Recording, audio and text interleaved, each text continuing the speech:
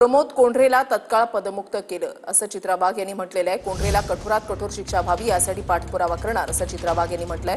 Tweet करत भाजप महिला प्रदेशाध्यक्ष चित्रा वाघ यांचं हे आश्वासन आहे।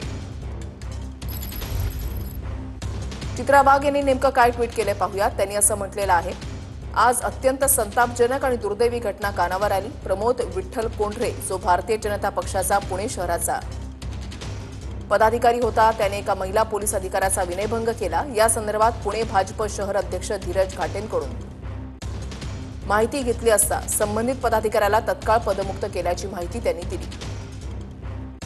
इतकंच नाही तर त्याच्यावर गुन्हा दाखल करून त्याला अटक देखील करण्यात आली आहे।